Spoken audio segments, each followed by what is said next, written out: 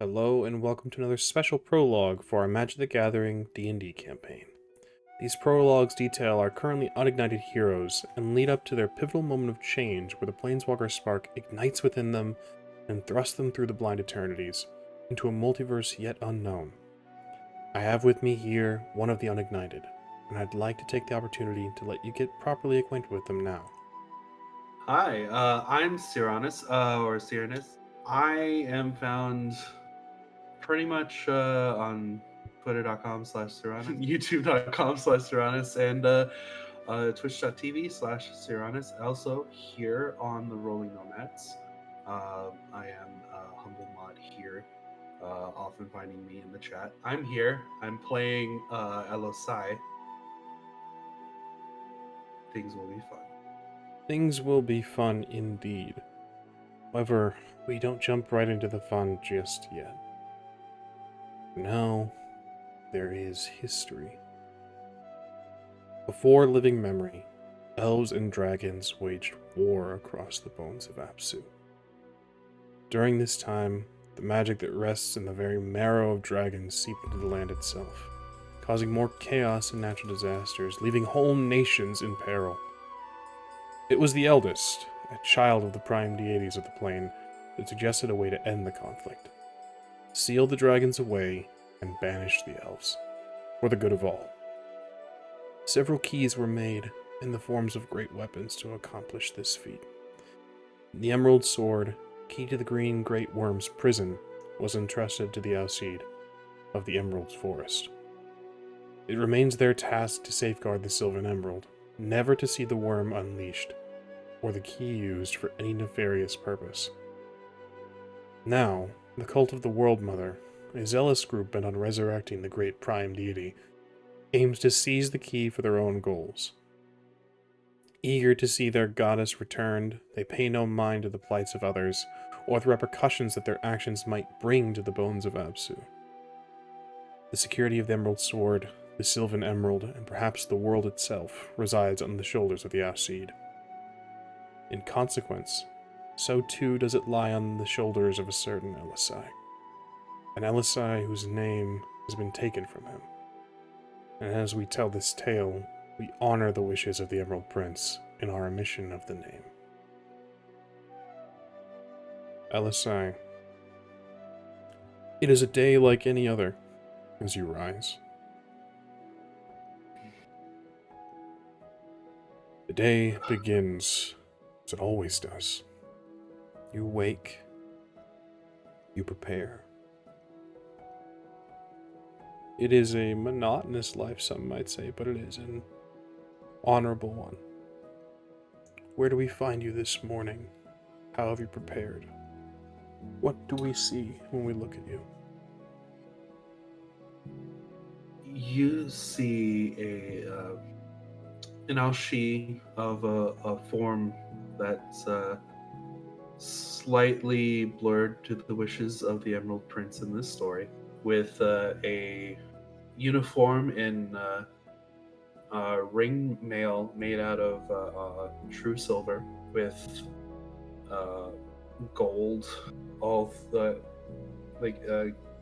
all throughout the front, in the shape of the banner of the Ashia of the Emerald Forest, and a cloak over the back that is over the back, with both green and silver inlays that represent both his rank and position within the guards or the custodians of the Alshi.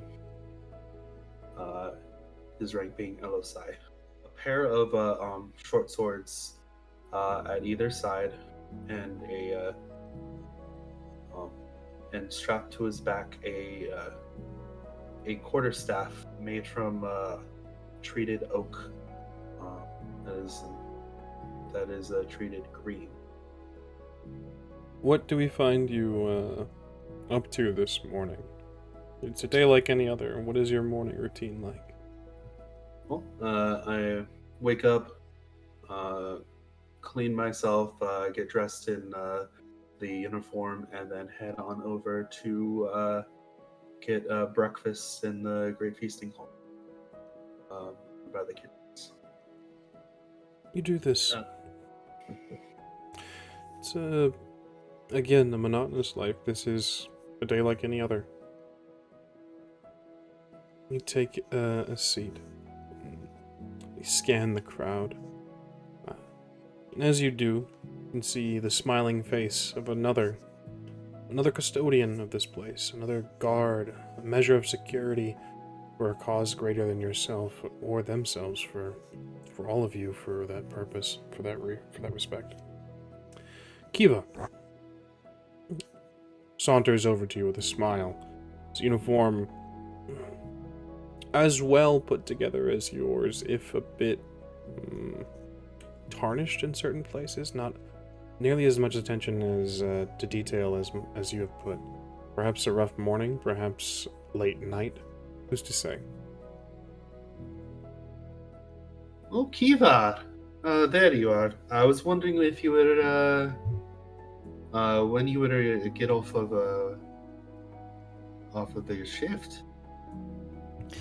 You doing all right? I'm doing fine. Taking a little bit slow this morning, but nothing I can't handle. I had a little bit of cups last night, but shh, don't tell anybody. You know I won't. So, How about you? Do you find yourself well this morning? I do. I'm well rested, ready to start my shift after I eat here. Well, excellent. There's nothing to report from the evening. I'm actually joining you. A little bit of an overlap in some of the schedule this morning, so I'll be up and about. Oh, excellent.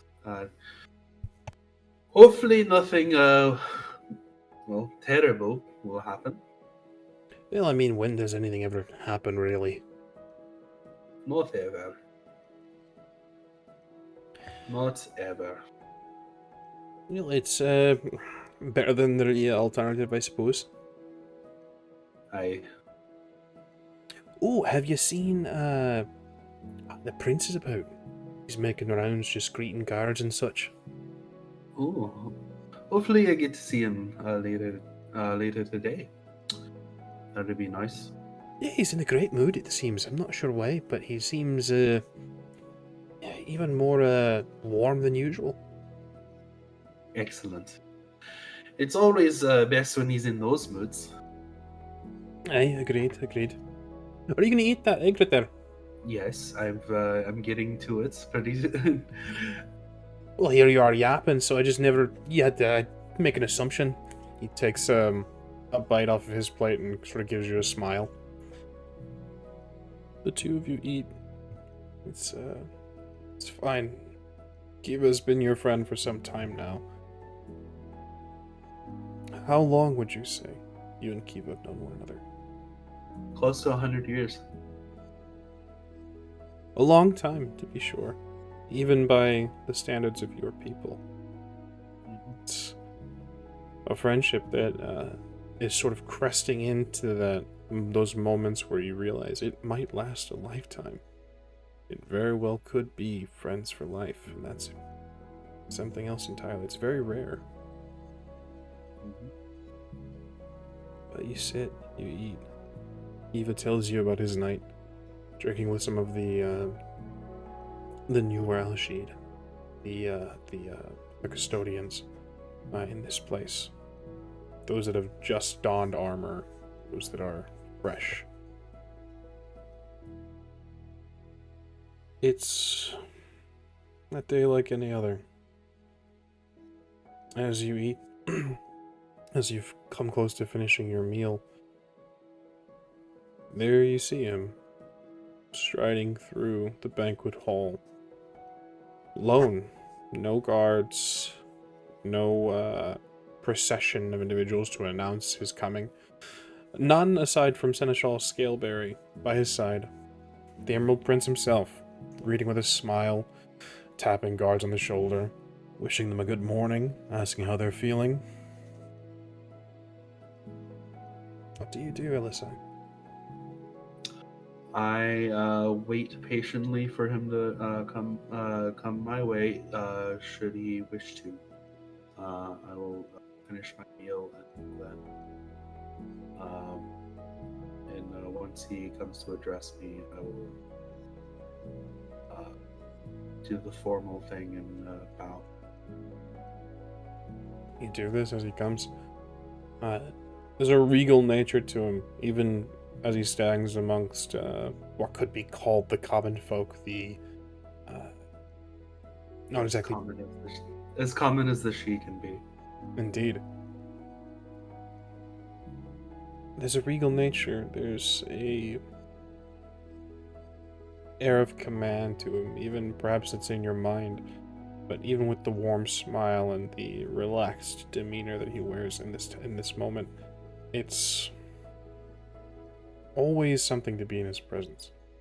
He looks to you and Kiva, smiles, and says, "Gentlemen, how do you find yourself this morning?" Well, my liege, and I get the bowing. And you? Quite well. It's a glorious day. Morning shift, or are you just coming off? Morning shift. Excellent. Safeguard during the daylight hours. Never know what could be coming. Hopefully nothing, but as the alternative is never good. Aye, agreed. Stay vigilant, lads, and keep safe. Aye. He gives you both a clap on the shoulder and a warm smile as he departs. The sort of cape or cloak swirling as he walks past.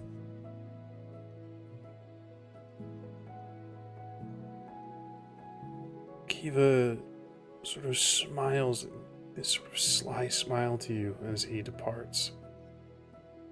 He looks you over and says, "Well, my lord, and how are you this morning, my lord?" Sort of. Sounding like a right kiss ass. Getting all starstruck. Look, I've got to be formal around him. It's only proper. Aye, I suppose. He seems, like I said, he seems quite chipper. I mean, he is kind of a stickler for formality at times, yeah? Yeah. I'd say you've interacted with him more than I have. It is, he's often, depending on moods, it's best not to press that.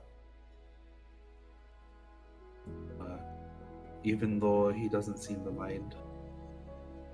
Yeah, they say he's got a mean streak sometimes when formality's broken or when rules are bent. That's true.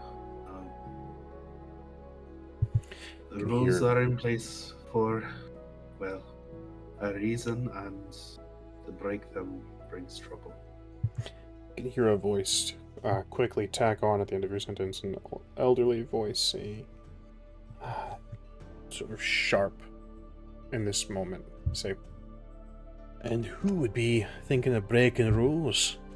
Who do I hear whispering of the bending of things?" Seneschal Scaleberry comes walking after the prince, after greeting another of the custodians here. No, and as far as I know, I'm simply explaining my formal greeting of the Lord. I see. You can see this sort of elderly gentleman figure. Seneschal Scaleberry is, as you know, an individual who's seen much. A great warrior and with a long history.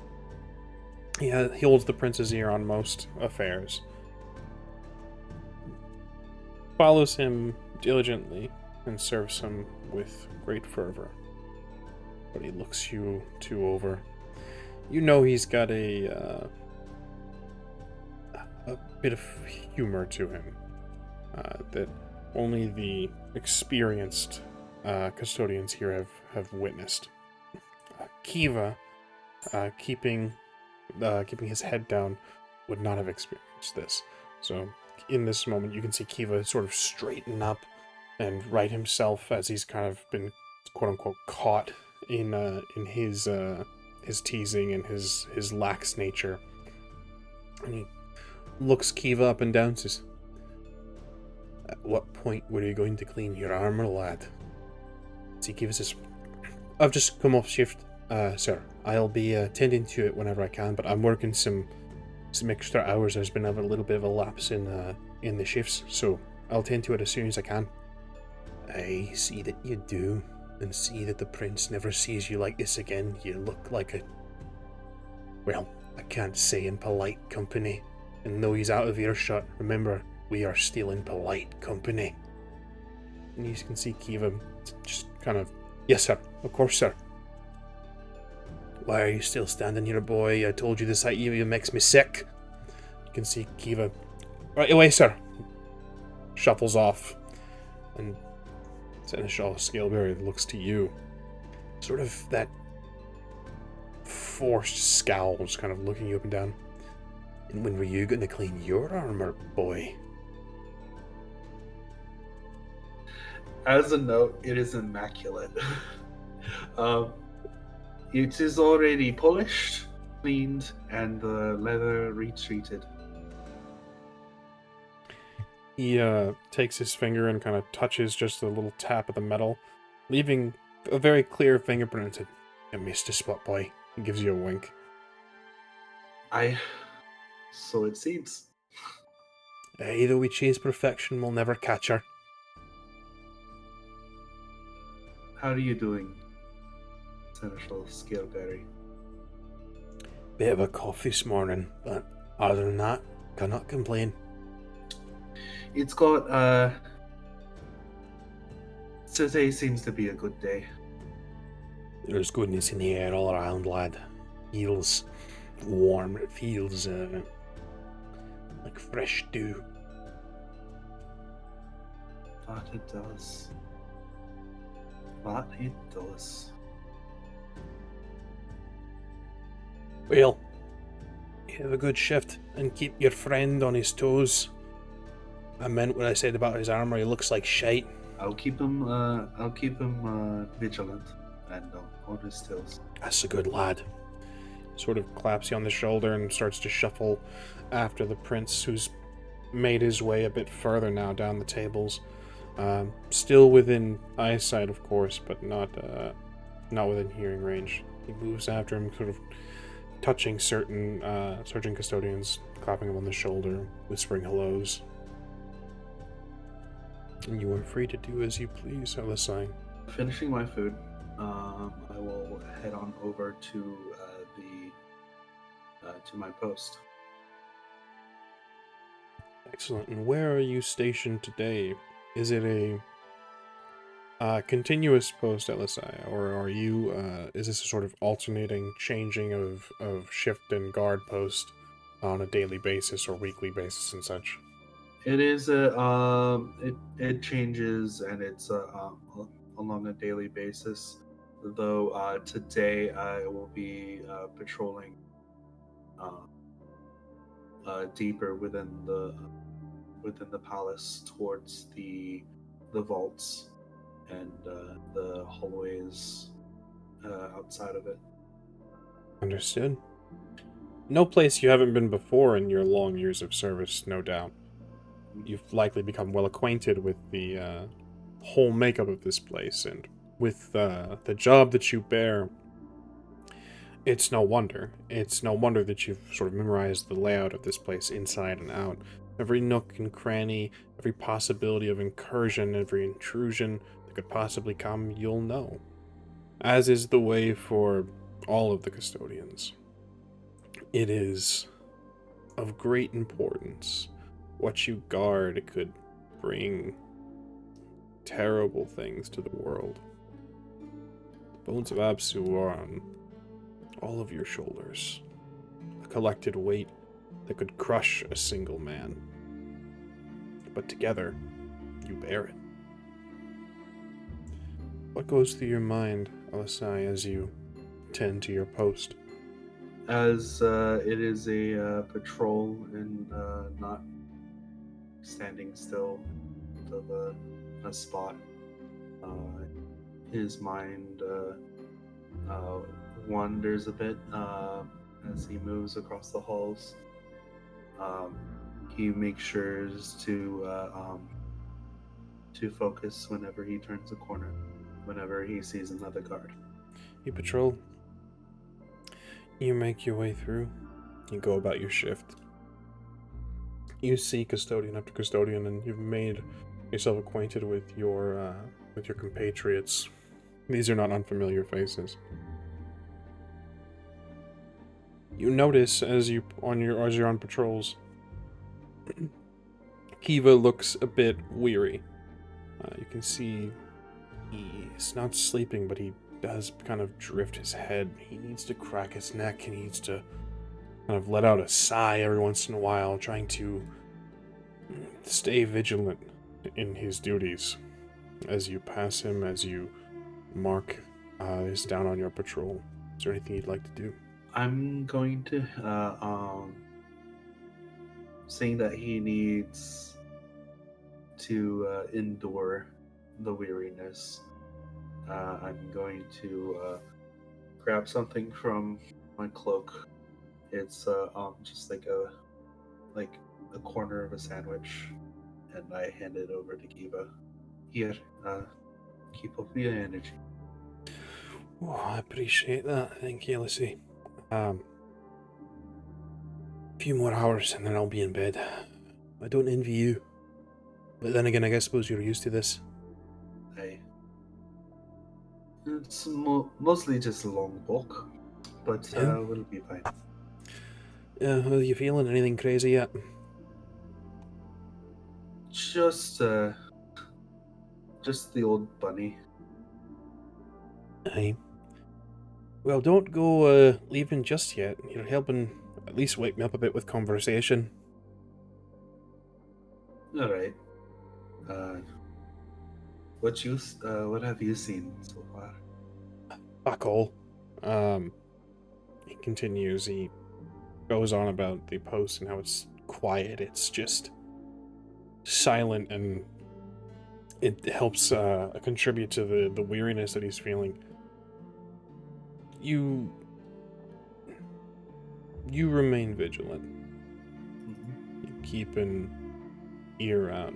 Something catches your ear as the two of you talk for a few minutes.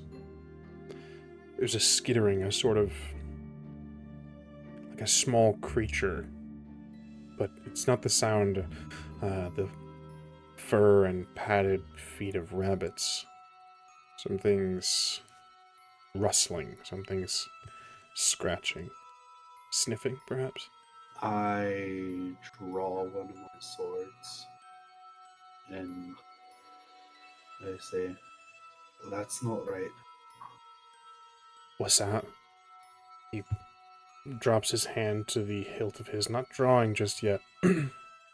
But as he does this, Alyssa, you can see a creature come into view from around the corner, sniffing and sort of scratching at the floor and the corners of the walls. Drake. It shouldn't be here. Something's wrong. What would you like to do? I point out in that direction. Drake. They Shite. shouldn't be here at all. Pulls the blades. The creature's eyes look to you and let out a sound that sounds practiced, almost trained and taught.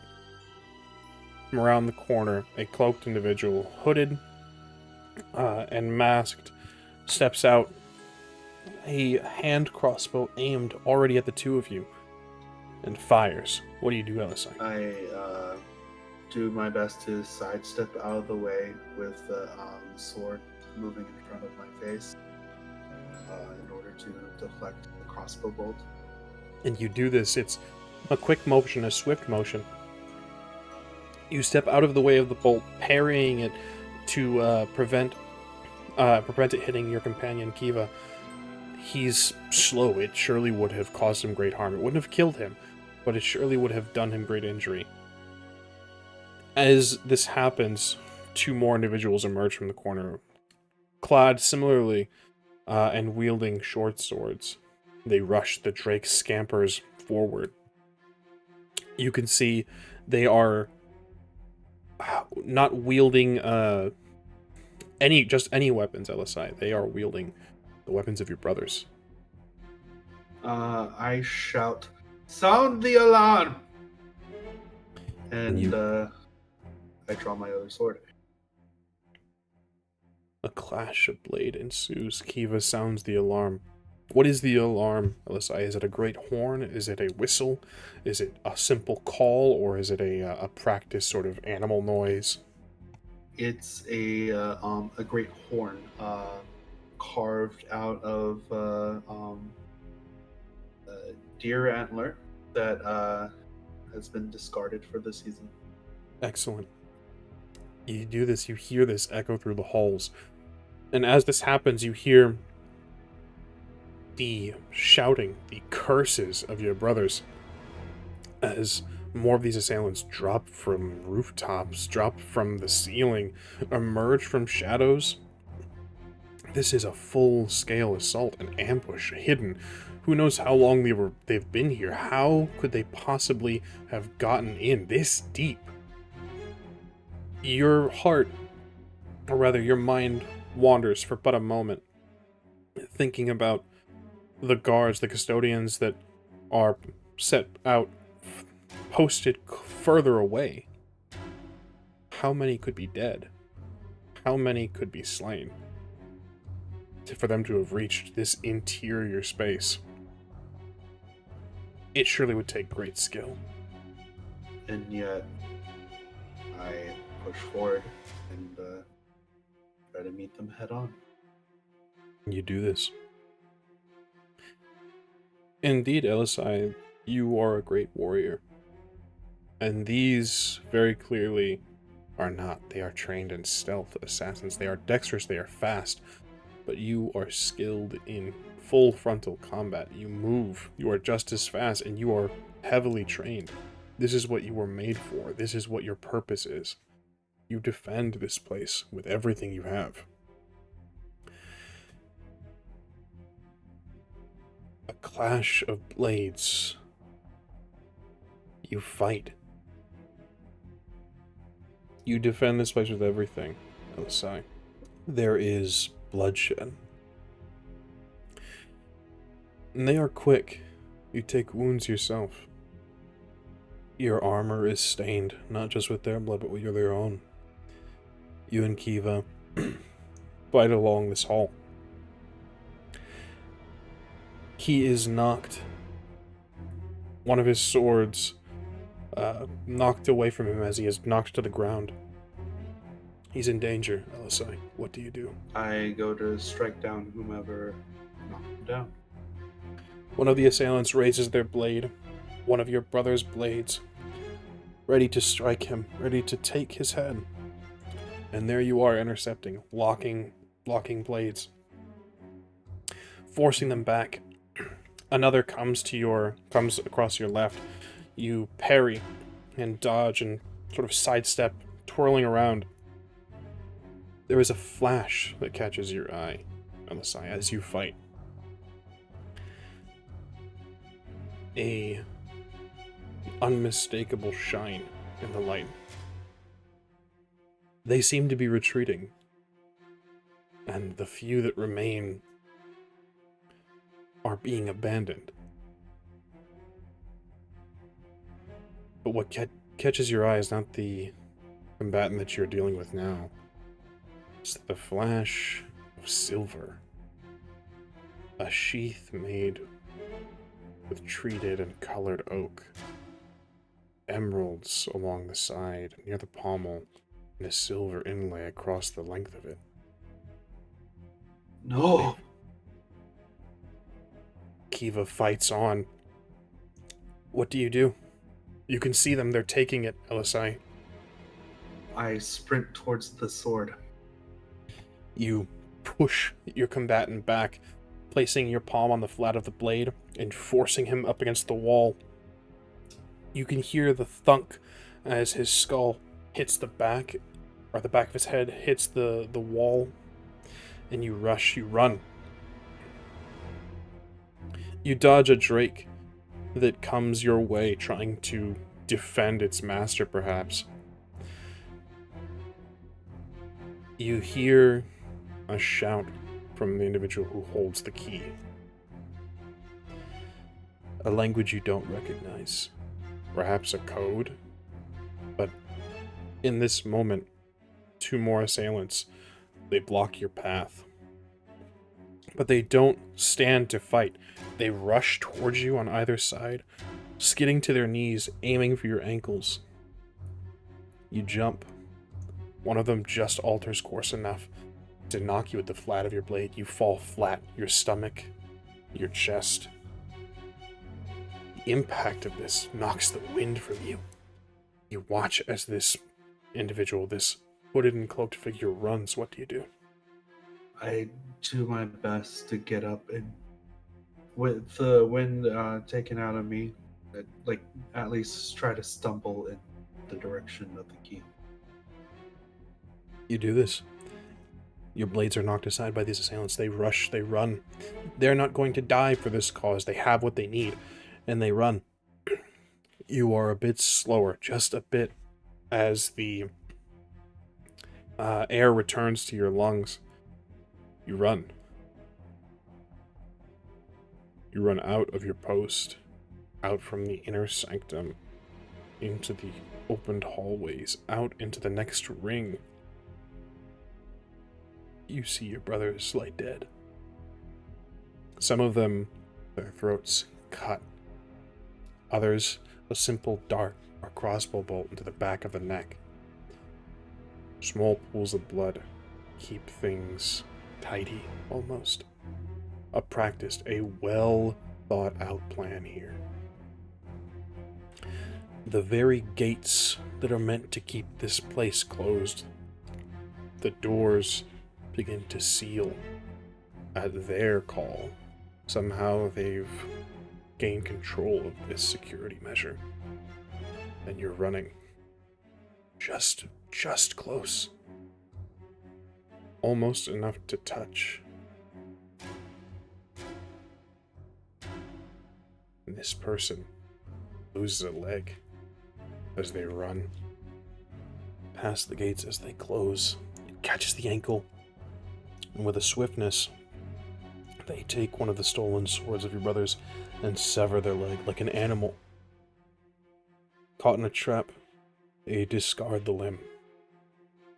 They reach out, offering the sword, this great key, to another of their companions, and they run.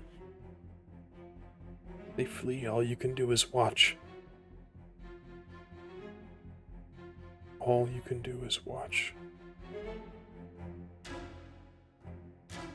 There are others of your brothers, the custodians, that are fighting. The remnants, those that are left behind. But all you can do is watch. The key is gone. What's going on in your mind, LSI? The world is doomed. I shout, "They have the key!" You can almost feel it. A collective rage that builds a sense of honor amidst your brothers. They fight harder. They slay the remaining combatants.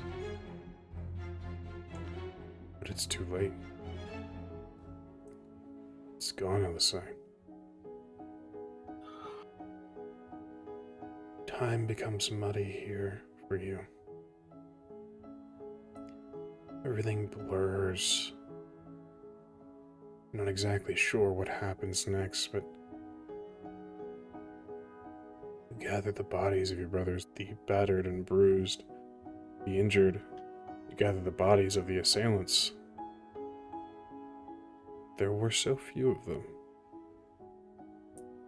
And yet, they took so many of you. The cleanup, the silence is hard. You're all afraid to say it. You're all afraid to speak it into the reality that it is.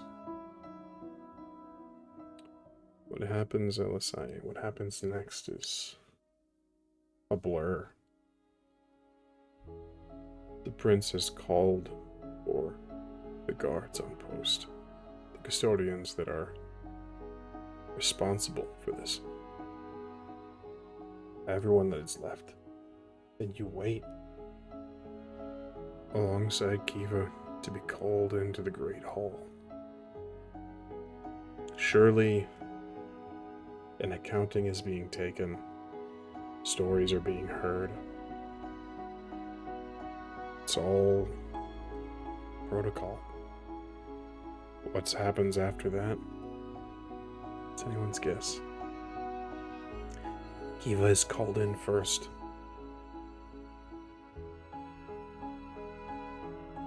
You wait, alone. Alone. Goes through your mind, LSI. The weight of failure. Reflecting on that. The magnitude of it.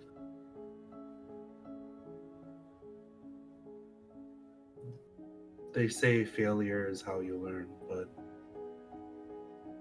never like this.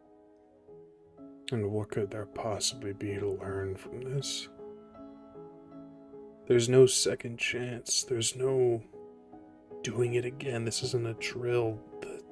The object, the whole purpose of your order, it's gone. It's gone. Those two words echo in your head amidst everything.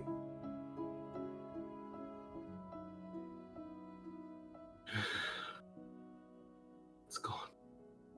It's gone. It's gone.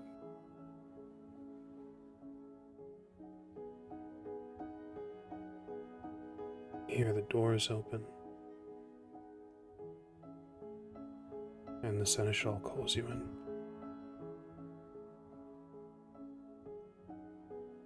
There he sits, the Emerald Prince. Seneschal Scaleberry ushers you in. There is no announcement. There is no pageantry. You enter, and the doors close behind the two of you. Seneschal Scaleberry takes his place at the Emerald Prince's side. I kneel. He speaks. The warmth gone from his voice, the smile fallen from his face. Relay your accounting. And I present everything I did to the point where I failed at the doors. Conveniently leaving out Kiva's weariness.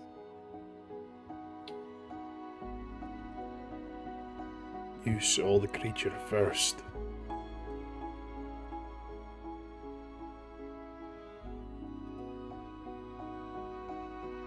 I did. What slowed you? You say that you drew your blade, but this was no normal occurrence. This was no rabbit. This was no mouse. What slowed you from causing the alarm?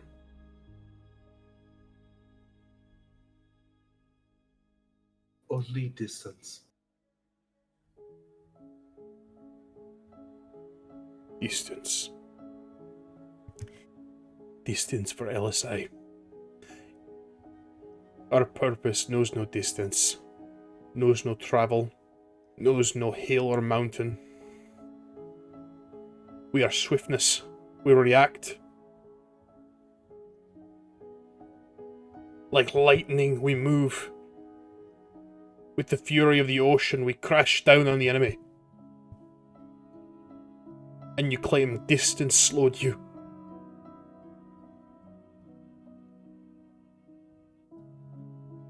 Aye.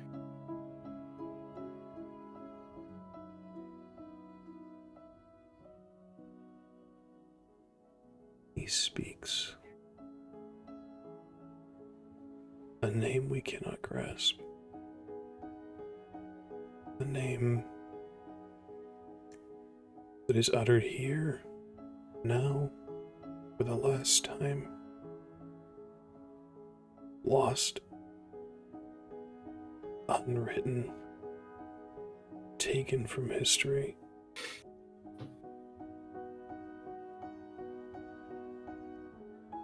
You hear your name, Alisai. He continues. After what is now recorded as silence.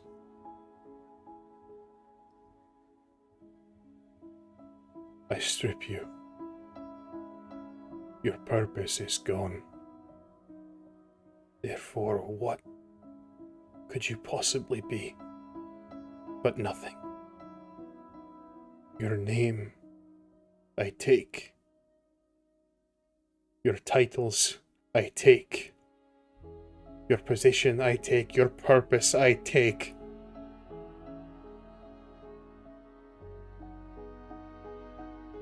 You are cast out.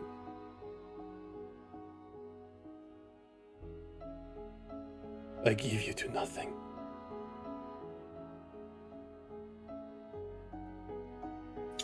The shock of this, he looks up and then back down at his hand as the color drains on him.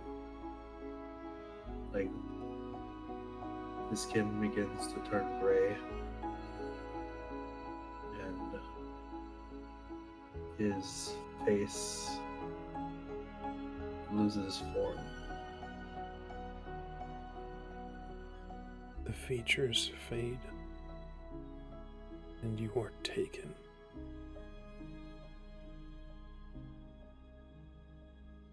A pale reflection, a featureless creature. This outline of what you once were. As this settles, everything becomes muffled. Alisai. Seneschal Scaleberry is speaking, muffled, perhaps urging the prince to reconsider, perhaps speaking on your behalf. You can see he looks concerned, gestures to you, raises his voice. You can just hear the muffled sound. It's all weighing. It's gone. It's gone. It's gone.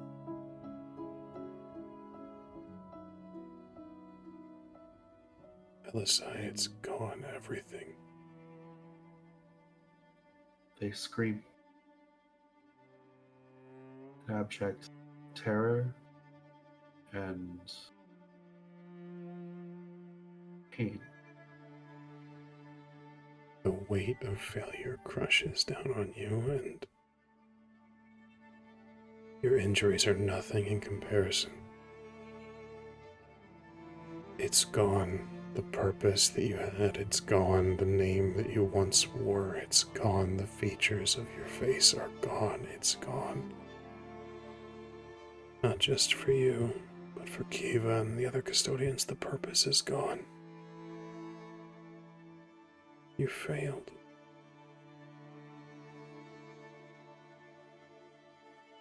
scream. It's the last sound that you make in the great hall in front of the great prince. The Emerald Prince looks on. His absence takes you far more than what he could have dreamed of, than what he intended. You dissipate into nothing. You fade to nothing.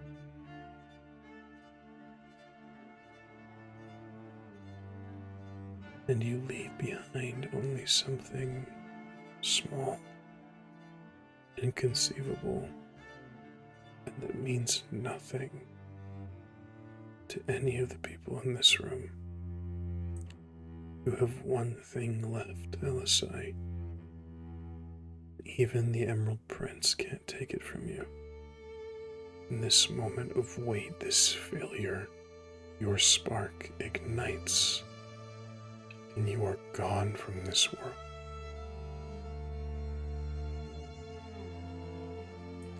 Thank you, and thank you for watching.